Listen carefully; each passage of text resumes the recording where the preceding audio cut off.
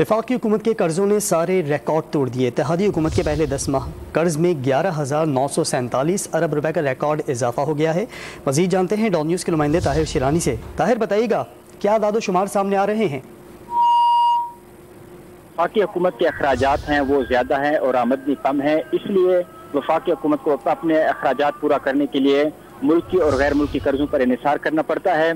और जो ताज़ा आदाद शुमार हैं स्टेट बैंक के, उसके मुताबिक जो वफाकी हुकूमत के हैं वो रिकॉर्ड 54,942 अरब रुपए पर पहुंच गए हैं।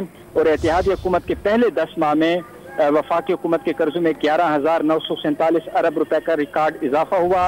और सिर्फ जनवरी के एक महीने में वफाकी हुकूमत का कर्जा 3,946 अरब रुपए इसमें इजाफा हुआ है। इत्तेहादी हुकूमत के पहले 10 माह में अंदरूनी कर्जा 6,179 अरब रुपए और जो बैरूनी कर्ज है उसमें 5,768 अरब रुपए का इजाफा हुआ।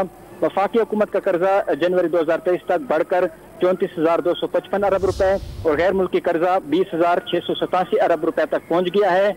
और इसके साथ जो रुपए की बेकदरी हुई है गैर मामूली, उसमें उसी हिसाब से भी अगर देखा जाए तो वफाकी हुकूमत का कर्जे में उसका बड़ा असर है, जिसकी वजह से वफाकी हुकूमत के कर्जों में रिकॉर्ड इजाफा हुआ है। जी ताहिर, बहुत शुक्रिया आपका।